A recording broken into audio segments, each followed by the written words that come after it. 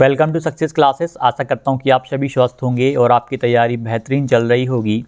और काफ़ी सारे अभ्यर्थी नोटिफिकेशन को देखने के बाद में हताश हैं, और हताश हों भी क्यों ना, क्योंकि विज्ञापन में कुछ ऐसी चीज़ें हैं जो रूल बुक में ऐसी चीज़ें हैं जिनकी अपेक्षा किसी को भी नहीं थी कि ऐसा होगा। वैकेंसी को लेकर बात हो और पाठ्यक्रम को लेकर बात हो, वैकेंसी में सबसे ज़्यादा निराश यदि कोई अभ्यर्थी रहेंगे तो वो विज्ञान वाले अभ्यर्थी रहेंगे। उनकी संख्या भी काफ़ी अच्छी है और काफ़ी सारे अभ्यर्थी क्वालिफाइड हुए प्री, और वैकेंसीज उनको बहुत कम मिली हुई हैं। और बाकी विषयों में हम पाठ्यक्रम को लेकर बात करेंगे। बहुत सारे डाउट आपके बन रहे हैं तैयारी को लेकर के।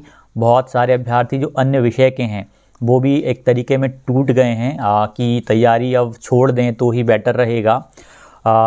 एक तरीके में देखा जाए तो पहले लेवल ये था, अब लेवल ये हो गया है। सब एक जगह पर आ गए हैं, तैयारी अब सब जहाँ से मतलब सभी का लेवल अब एक हो गया है। तो इसमें हम बात करें, विज्ञान में ही सबसे कम पद दिए जो कि डीपीआई में तो पद ही नहीं है, ट्राइबल में पद दिए हैं, वो भी टोटल 7 पद हैं। यूआर के हैं यानी बाकी सभी कैटेगरी के अभ्यर्थी एलिजिबल रहेंगे। 7 पद मात्र हैं, और उसमें भी एक कंडीशन है, जो अदर कैटेगरी के अभ्यर्थी हैं वो एलिजिबल नहीं हो पाएंगे। आप पेज नंबर 9 पे एक वो पढ़ोगे, मैं आपको पढ़ के बताता हूँ, और अन्य विषयों में भी लागू होगा ये। तो पेज नंबर 9 पे आप 12.4 को पढ़ के देखिएगा, मैं आपको बताता हूँ, आपको समझ आ जाएगा। ऐसे अभ्यर्थी जिनके द्वारा पात्रता परीक्षा में 90 से कम अंक प्राप्त कर आरक्षित प्रवर्ग में अर्हता अर्जित की है।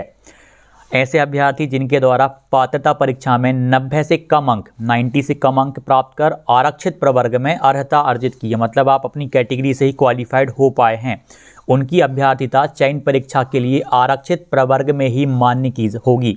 यानी आप यदि आपके मार्क्स यदि 89 या आपके 80 मार्क्स हैं और आप चाहो कि आप यूआर से भी आपको आपका नाम आ जाए मेंस में, नहीं आने वाला। ऐसे अभ्यर्थी अनारक्षित प्रवर्ग में चयन हेतु पात्र नहीं होंगे, यानी यूआर में आप पात्र नहीं होंगे। अनारक्षित प्रवर्ग में सिर्फ चयन हेतु उन्हीं अभ्यर्थियों के संबंध में विचार किया जाएगा जिनके द्वारा पात्रता परीक्षा 60% अथवा अधिक 90 या अधिक अंक प्राप्त कर अर्हता अर्जित की हो। साथ ही चयन परीक्षा में भी 50% अथवा अधिक अंक प्राप्त किए हुए हों। ये सभी विषयों के लिए है। इसमें यूआर में आना अब थोड़ा डिफ़िकल्ट, मतलब डिफ़िकल्ट क्या, इसके अकॉर्डिंग तो आप आ ही नहीं पाएंगे। ये वाला पॉइंट बहुत गलत है, इस पे देखना आप, बहुत सारी चीज़ें आगे चल के होंगी। इस पे बहस होगी क्या, इस पे तो केस मतलब पिटीशन दायर की जाएगी, क्योंकि ऐसा अभी तक कहीं पर भी हमने नहीं देखा, ना 18 वाले में भी नहीं था, और इस बार इन्होंने इसमें इंक्लूड किया हुआ है। ये राजपत्र में भी ये वाला पॉइंट नहीं है, वहाँ पर होता तो अब तक हम डिस्कशन कर चुके होते। हम पाठ्यक्रम को लेके बात करें, और कि हिंदी वाले यदि अभ्यर्थी तैयारी कर रहे हैं तो 10 इकाई उनके लिए समान है। बाकी के जो पीछे की 10 इकाई आई हैं वो पाठ आ गई। आपका एनसीईआरटी का कंटेंट आपको देखने को मिलेगा 9वीं 10वीं 11वीं 12वीं। और उन्होंने एक लाइन भी लिखी हुई थी यहाँ पर कि जो आपका पाठ्यक्रम जो विषय वस्तु पूछी जाएगी वो 9वीं 10वीं 11वीं 12वीं के पाठ्यक्रम से पूछी जाएगी, लेकिन डिफ़िकल्टी लेवल उसका ग्रेजुएशन लेवल का रहेगा। इसमें आप देख पाएंगे कि 11 यूनिट हैं, इनमें बहुत सारे चैप्टर्स आपको देखने को मिल रहे हैं, ये पूछे जाएंगे। मैंने सारे विषयों का प्रिंट किया हुआ है। तो बाकी 10 यूनिट में तो सबकी कंडीशन समान होगी आप में। बाकी की 10 यूनिट पे आपको ज़्यादा फोकस करना पड़ेगा। जो जितना फोकस कर लेगा वो उतना अच्छा कर पाएगा। यानी आपको अब रीडिंग यहाँ पे करनी पड़ेगी, अच्छे से आपको करना पड़ेगा। इंग्लिश में भी यही कहानी है कि आपकी यूनिट यहाँ पे तो आपका, हाँ, यहाँ पे भी आपका लिटरेचर वाला पार्ट बहुत है। Fiction, prose, drama, short stories, ये आपको अच्छे से करनी पड़ेंगी। जो भी चैप्टर्स के नाम दिए हैं पूरा का पूरा अच्छे से कवर करना पड़ेगा। संस्कृत में भी ये है, बहुत सारे पाठों को उन्होंने सुरभि, सैमुषी, इनके भागों को लिख करके अध्यायों के नाम लिखे हुए हैं। आपको ये वाला अच्छे से कवर करना पड़ेगा। बहुत सारी चीज़ें दी हुई हैं। हालांकि संस्कृत के पाठ्यक्रम को कम समय में किया जाना मतलब हो जाएगा। जितना हिंदी में अंग्रेज़ी में कंटेंट दिया उसकी अपेक्षा संस्कृत में यहाँ पर कम है। आपका हो जाएगा। हाँ, कुछ चीज़ें हैं जो अच्छे लेवल की दी हैं और ऊपर जाके आपको तैयारी करनी पड़ेगी, उनमें आपको समय लगेगा। यही चीज़ हम बात करें सामाजिक विज्ञान में बात करें, सामाजिक विज्ञान के पाठ्यक्रम में कोई परिवर्तन ज़्यादा देखने को नहीं मिला है। जो चीज़ें आप पहले पढ़ते थे वही चीज़ें इस बार भी हैं। ज़्यादा खास अंतर यहाँ पर हम नहीं कहेंगे कि आपका प्री के सिलेबस से कुछ अंतर है, क्योंकि आप तो पॉलिटी, हिस्ट्री, ज्योग्राफी, इनको इकोनॉमिक्स, इनको लेके तैयारी कर रहे थे। तो आपका तो काफ़ी सारा कंटेंट जब आप पाठ्यक्रम को देखेंगे तो ऑलरेडी आपका कवर है। बस इसमें अर्थशास्त्र पे थोड़ा सा और आपको फोकस करना पड़ेगा। उन्होंने डिस्ट्रीब्यूशन नहीं बताया किसी भी विषय में कि किस यूनिट से हम कितने प्रश्न पूछेंगे। उनका मन हुआ तो 5 से 6 यूनिट में भी पेपर ख़त्म कर देंगे। ईएसवी में होता रहा है हमेशा से और आगे भी होता रहेगा, और अभी तक अनियमितता ऐसी रही हैं। नहीं तो वो नंबरिंग का डिस्ट्रीब्यूशन करते कि इस यूनिट से इतने क्वेश्चंस पूछे जाएंगे, इससे इतने पूछे जाएंगे। जैसे कि आप गणित का देखिए, गणित में भी स्टार्टिंग की 4 यूनिट आपकी 9वीं 10वीं की हैं, 5वीं भी चलिए आपकी कक्षा 10वीं की है, लेकिन उसमें 11वीं और 12वीं का पार्ट भी है। यानी 4.5 यूनिट ही आपकी 10वीं तक की हैं। उसके बाद बियॉन्ड 10th क्लास हैं, 11वीं 12वीं का पूरा कंटेंट है। और यूनिट 10 ये तो आपकी 12वीं से भी परे है। और उसके बाद फिजिक्स और केमिस्ट्री में हम बात करें, बायोलॉजी में तो भी यही कहानी है। फिजिक्स और केमिस्ट्री का पार्ट बायोलॉजी में और इसमें लगभग समान है। बायोलॉजी का पार्ट भी इन्होंने 11th और 12th का इसमें डाला हुआ है, और फिजिक्स केमिस्ट्री तो 11th और 12th की यहाँ पे बहुत सारी है। हालांकि इसमें ऐसा है कि आप यदि मैं हर एक उसमें बात करूँ तो 50% कंटेंट आपका अभी भी पूर्ण है। मतलब आप जब इसको देखोगे तो मैथ में आपका 4.5 यूनिट तो आपने पढ़ी ही हुई होंगी। आप प्री के बाद से तैयारी में लग गए थे तो। और उसके बाद में हम बाकी की यूनिट्स पे आपको ध्यान देना पड़ेगा, विशेष तौर पे फिजिक्स का। यदि आपने फिजिक्स और केमिस्ट्री बिल्कुल नहीं देख रहे थे आप, तो इसको आपको बिल्कुल स्टार्टिंग से करनी पड़ेगी और ये टाइम लेगी। और यूनिट के हिसाब से इन्होंने कंटेंट दिया हुआ है। आप मैथ वालों को मैथ पे ही ज़्यादा फोकस करना है, लेकिन फिजिक्स और केमिस्ट्री को इग्नोर आप बिल्कुल नहीं कर सकते। 20 यूनिट हैं, कब कहाँ से किस यूनिट से कितने प्रश्न पूछे जाएंगे ये उन्होंने नहीं दिया है। उनका मन हुआ तो 50% मैथ पूछेंगे, 50% आपसे साइंस पूछेंगे। उनका मन हुआ तो मैथ के 40% क्वेश्चंस, उसके 60% क्वेश्चन। उनका मन हुआ तो पूरी मैथ दे देंगे, 2-4 क्वेश्चन ही साइंस के देंगे। कुछ भी पॉसिबल है, एमपी में यही होता रहा है। लेकिन फिर भी आपका मेन फोकस होना चाहिए गणित वालों का। गणित पे आप ज़्यादा फोकस करिएगा, और स्टार्टिंग की 4, 4.5, 5 यूनिट पे तो आपको ज़्यादा फोकस करना है। और उसके बाद भी जो यूनिट आपको लगें, जैसे कि कोऑर्डिनेट यूनिट नंबर 7 है, 2D तो आपने पढ़ा हुआ होगा, जो निर्देशांक ज्यामिति है वो आपको काम आ जाएगा। यूनिट 8 है, स्टैटिक और प्रोबेबिलिटी है, ये भी आपने काफ़ी चीज़ें पढ़ी हुई होंगी, लेकिन 11th और 12th का कंटेंट भी है, तो आपका ये केवल 50% ही कवर है, सांख्यिकी और प्रायिकता वाला पार्ट। यूनिट 10 तो आप अब कुछ अभ्यर्थी इसको छोड़ेंगे, कुछ करने की हिम्मत करेंगे। यूनिट 10 में तो आपका ये इंटीग्रल्स आ गया है, समाकलन, ये बहुत वाइड है। अब आपको सोचना पड़ेगा कि आप क्या करते हैं यहाँ पर। तो ये सारी चीज़ें हैं, और तैयारी कौन करेगा कौन नहीं करेगा ये आप मन बना चुके होंगे। और तैयारी, हाँ, विज्ञान वालों के साथ में एक बहुत बड़ा रहेगा। उनमें से काफ़ी सारे अभ्यर्थी महिला सुपरवाइज़र में जाएंगी, यदि फीमेल्स हैं तो एलिजिबल हैं, उस पर ज़्यादा फोकस करेंगी अब वो। और यदि वर्ग 3, यदि विज्ञान में कोई वर्ग 3 के लिए एलिजिबल है तो आप वर्ग 3 की चयन परीक्षा पर फोकस्ड हो जाइएगा, क्योंकि नंबर ऑफ़ वैकेंसीज़ की तुलना में आपको यहाँ वहाँ जाना पड़ेगा। ठीक, तो कोशिश करना आप कि यदि आपका कंटेंट 9वीं 10वीं का 7 वैकेंसी में लग चलेगा, यहाँ पे भाग्य चलेगा, भाग्य के भरोसे ही आप किसी का सिलेक्शन होगा अथवा नहीं होगा। और बहुत सारी चीज़ें यहाँ पर सामने आपको देखने को मिलेंगी। महिला सुपरवाइज़र पे आपका काफ़ी सारा कंटेंट महिला सुपरवाइज़र का कवर होगा। मेरा कहने का मतलब है कि आपका बहुत सारा कंटेंट कवर है। आपने वर्ग 2 के टाइम CDP पढ़ी, वो आपकी कवर है। न्यूट्रिशन वाला पार्ट आपका पूरा कवर होगा, मतलब आपने बायोलॉजी पढ़ी हुई है तो आपका काफ़ी पार्ट वो भी कवर है। और भी बहुत सारी चीज़ें आपकी सुपरवाइज़र की कवर हैं। आप इसकी तुलना में उस पर भी फोकस करिएगा। इसका तो फॉर्म भर के बस आपको एग्ज़ाम देना है। आपको लगे कि महिला सुपरवाइज़र का पेपर हो गया, अब मैं फ्री हूँ, और आपको लगे कि मेरा कंटेंट मैंने 11वीं 12वीं स्तर पे जाके विज्ञान पढ़ी हुई है, तो ही आप पढ़िएगा, अदरवाइज़ आप इसको छोड़िएगा। और यदि आप वर्ग 3 के लिए एलिजिबल हो तो आप उस पर जी जान लगाइएगा।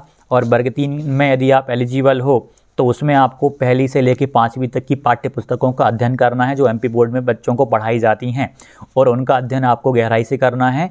एक कदम आगे चलना पड़ेगा, क्योंकि उसका पाठ्यक्रम भी बहुत अजीब रहने वाला है, जैसी आपने कल्पना से तो ज़्यादा नहीं रहेगा, लेकिन वहाँ का एक लिमिटेड कंटेंट रहेगा। यहाँ पर 11वीं 12वीं डिफ़िकल्टी लेवल ग्रेजुएशन बोल दिया, तो सारी चीज़ें यहाँ से वहाँ उन्होंने कर दी हैं, अभ्यर्थियों को फंसा दिया है। गणित वाले अभ्यर्थी भी यही सोच रहे हैं 11th और 12th का पार्ट देख करके कि उन्होंने पढ़ा था किसी ज़माने में। मैं यही कहूँगा कि बहुत लंबे समय पहले उन्होंने इस पाठ्यक्रम को पढ़ा था 11वीं 12वीं का, और ये पाठ्यक्रम ऐसा है कि यहाँ के फॉर्मूलास याद नहीं रह पाते, बार बार रिवीजन करेंगे तब होगा।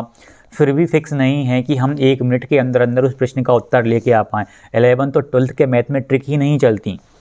कॉम्पिटिटिव मैथ आप करोगे, आपके पास डिजिटल सम, यूनिट डिजिट, बहुत सारी चीज़ों के माध्यम से आप आंसर लेके आ जाते हो। लेकिन 11th और 12th का मैथ जो है ना, वो बहुत ज़्यादा मतलब विस्तृत भी रहता है, और फिजिक्स और केमिस्ट्री भी काफ़ी सारी विस्तृत रहेगी।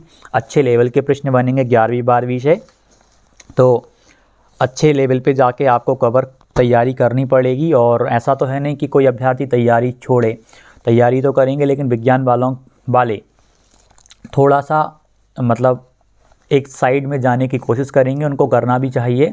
आपके पास दूसरे यदि ऑप्शन हैं तो आप उन पे ज़रूर ट्राई करिएगा। ऐसा नहीं कि आप पूर्ण रूप से इसी पे आप फोकस करें। वर्ग 3 है, एलिजिबल हो तो आप उसके लिए जाइए। महिला सुपरवाइज़र के लिए फीमेल्स एलिजिबल हैं, उसके लिए जाइए। पुरुषों के लिए सुपरवाइज़र में तो ना के बराबर पद हैं वो भी दुर्गम पहाड़ी क्षेत्रों का बोला हुआ है। तो ये सारी चीज़ें मैंने आपको बताई हैं। और जो अभ्यर्थी तैयारी कर रहे हैं, अब समय आ गया है NCERT उठाने का। जिन अभ्यर्थियों ने नहीं उठाई थी, जो केवल कॉम्पिटिटिव लेवल की तैयारी कर रहे थे, उनको भी NCERT उठानी पड़ेंगी। प्रत्येक विषय के अभ्यर्थी को NCERT अब लेके चलनी पड़ेंगी, क्योंकि NCERT से कट कॉपी पेस्ट किया गया है सिलेबस।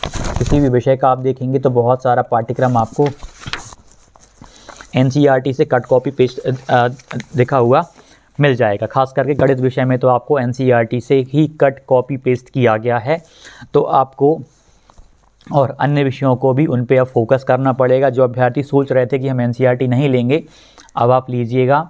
और बहुत सारी चीज़ें हैं जो भिन्न हुई हैं इस नोटिफिकेशन के माध्यम से। जैसा नहीं होना था वो भी हुआ है, लेकिन आप अपनी स्ट्रेटेजी बना रहे होंगे कि अब क्या करना है, क्योंकि एक अभ्यर्थी के साथ नहीं हुआ एक सेकंड, गला ख़राब है। ये चीज़ एक अभ्यर्थी के साथ नहीं हुई, सारे अभ्यर्थियों के साथ में ये समस्या आई हुई है पाठ्यक्रम की, कि इस पाठ्यक्रम को इतने कम टाइम में 2 महीने में, मात्र 2 महीने में कैसे कवर किया जाए। आपके पास भी 2 महीने हैं, किसी और के पास भी 2 महीने हैं, प्रत्येक अभ्यर्थी के पास 2 महीने हैं। कौन किस तरीके से, किस रणनीति के साथ तैयारी करता है। कोई सोचे कि मैं इस पूरे पाठ्यक्रम को कवर कर लूँ 2 महीने के अंदर। खास करके गणित विषय में तो ये संभव ही नहीं है, किसी हाल में भी संभव नहीं है। बाकी विषयों में संभव है, हो जाएगा, अच्छे से हो जाएगा, रिवीजन भी हो जाएगा, सब कुछ पर्याप्त है। लेकिन गणित विषय में चीज़ें बहुत भिन्न रहने वाली हैं, क्योंकि आप अपकलन समाकलन ही करेंगे तो इन्हीं में बहुत टाइम। समाकलन एक ऐसा पार्ट यहाँ पर उन्होंने किया हुआ है। 12वीं के 4 से 5 चैप्टर लगातार उन्होंने यहाँ पे डाल दिए हैं, जैसे कि application of integrals, differential equation, integrals, ये वाले जो एप्लीकेशन ऑफ डेरिवेटिव्स, शायद ये 11 का है। ये 3 से 4 चैप्टर आपकी ये जो ऐसे हैं, एक वेक्टर अलजेब्रा है, ये भी आपका 12वीं का। ये 4 चैप्टर ही आपका 2 महीने खा जाएंगे, यदि आप इनमें सोचेंगे कि मुझे बहुत ही अच्छा इनमें करना है। बहुत बड़े चैप्टर हैं ये, यानी स्मार्ट स्ट्रेटेजी ही आपको वो पास करा पाएगी। हर एक अभ्यर्थी अलग अलग स्ट्रेटेजी को अपना के तैयारी करेगा। कुछ हाँ, ऐसा नहीं कि लक के साथ साथ आपकी मेहनत भी काम आएगी, लक भी काम करेगा कि कितने क्वेश्चंस आप सही कर पाते हो। लेकिन उससे ज़रूरी हो जाएगा कि पाठ्यक्रम को देखकर ही आपको उस पर स्टिक रहकर ही आपको तैयारी करनी है। आप इधर उधर कोई सा एक भी पॉइंट पढ़ोगे तो आपका टाइम बर्बाद होगा। यदि उन्होंने, और कुछ चीज़ें आपको खुद को छोड़नी पड़ेंगी, ये आपको देखना पड़ेगा। पाठ्यक्रम होना चाहिए कि मुझे ये वाला पॉइंट करना है तो उस पर सर्कल करना है, ये वाला नहीं करना, और होगा भी नहीं तो उसको आप छोड़िए, इग्नोर करिएगा। चलिए, फिजिक्स और केमिस्ट्री में एक हद तक करने की आप सोचो, लेकिन मैथ में आपको लगे कि बहुत ज़्यादा हाई लेवल पे जा रहा है, कि इंटीग्रल्स हो रहा है भाई, समाकलन हो रहा है, नहीं हो पाएगा, बहुत टाइम लेगा, तो आप उसको छोड़िए। हाँ, बस बेसिक्स फार्मूला देख लीजिए, वो भी याद मुश्किल से हो पाएंगे। आपको लग रहा है यूनिट 10, छोड़िए, क्योंकि स्टार्टिंग की 4, 4.5 यूनिट या 5 यूनिट को आपको इग्नोर नहीं करना। कॉम्प्लेक्स नंबर बहुत आवश्यक है। कोऑर्डिनेट ज्योमेट्री खासकर 2D तो आपकी है, होगी, और 10th लेवल की है तो आसानी से हो जाएगी। बाकी स्टैटिक जो आपकी सांख्यिकी और प्रायिकता हो गई, ये थोड़ी ठीक है, आप कर पाओगे। कुछ चीज़ों में 11th और 12th में आपको सच में टाइम लगेगा, जैसे कि आपका लिमिट एंड डेरिवेटिव हो गया, सीमा और अवकलज हो गया। सीमा वाले पार्ट को, अवकलज वाले पार्ट को पढ़ने के लिए आपको रिलेशन एंड फंक्शन वाला पार्ट आपको आना चाहिए। संबंध और फलन वाला पार्ट होता है, क्योंकि फंक्शंस वगैरह, डोमेन वगैरह का यूज़, टेक्निकल जो वर्ड्स हैं उनका यूज़ यहाँ पर आपको देखने को मिलेगा। बेसिक टर्म्स हैं, मतलब ये मान लीजिएगा कि जो 11th और 12th का पार्ट है इंटरकनेक्टेड है। आपको लग रहा है कि ये अकेला पार्ट पढ़ना है, नहीं, उससे पहले आपको एक पार्ट और रिवाइज सा करना पड़ेगा, तब जाके आप उस पार्ट को समझ पाएंगे। ये सारी चीज़ें आपको वहाँ पर देखने को मिलेंगी। जो भी डाउट हो कमेंट कीजिएगा, और पाठ्यक्रम को देखकर ही आपको तैयारी करनी है। पाठ्यक्रम से यहाँ वहाँ नहीं भागना। सामाजिक विज्ञान में सारा पाठ्यक्रम दे दिया है, गणित में पूरा गणित दे दिया 12वीं तक का ही आपका, और कुछ चीज़ों को छोड़ दें तो फिजिक्स पूरी दे दी, केमिस्ट्री पूरी दे दी आपकी। हिंदी में भी यही है, आपका NCERT भी भरी पाठों को भर दिया। अपने MP बोर्ड का भी कंटेंट आपको उसमें देखने को मिलेगा, हिंदी में, अंग्रेज़ी में, इन चीज़ों में, लेकिन इन विषयों में हो जाएगा, काफ़ी हद तक कवर आसानी से किया जा सकता है। लेकिन गणित विषय का पाठ्यक्रम ऐसा है कि आपको कुछ चीज़ें छोड़कर ही तैयारी करनी पड़ेंगी। और विज्ञान विषय का मैंने आपको बताया, वो आपको सोचना पड़ेगा। नंबर ऑफ़ वैकेंसीज़ बहुत ही कम है, वो भी ट्राइबल में है, DPI में है ही नहीं। उस चीज़ को आपको ध्यान में रखकर, यदि आप वर्ग 3 के लिए एलिजिबल हो आप उसके लिए जाइए, आप महिला सुपरवाइज़र के लिए एलिजिबल हो आप उसके लिए जाइए। यदि उनका एग्ज़ाम हो जाता है आपका, आप ये एग्ज़ाम तो अभ्यर्थी तो देंगे, काफ़ी सारे अभ्यर्थी, हर एक अभ्यर्थी का आशा लगी रहती है, तो एग्ज़ाम तो इसको वो देंगे, लेकिन आप उतना ज़्यादा फोकस बिल्कुल इस पर आपको ज़्यादा नहीं करना है। आपका पूरा कंटेंट यदि हो, बिल्कुल PSC लेवल का टच किया हुआ हो, 11वीं 12वीं का पढ़ा हुआ हो, तो आपको लग रहा है कि भैया 85 स्कोर में ला रहा हूँ, तो आप ट्राई करिएगा, अदरवाइज़ नहीं हो पाएगा। और जो पेज नंबर 9 का 12.4 मैंने बताया, आप उसको एक बार और रीड करिएगा, उससे और हर एक विषय वाला अभ्यर्थी उसको और देखना। वो बहुत ही अजीब सा पॉइंट डाला हुआ है कि मतलब अलग ही चीज़ उसमें कर दी है। डाउट हो कमेंट कीजिएगा। मिलते हैं अगली वीडियो में, धन्यवाद।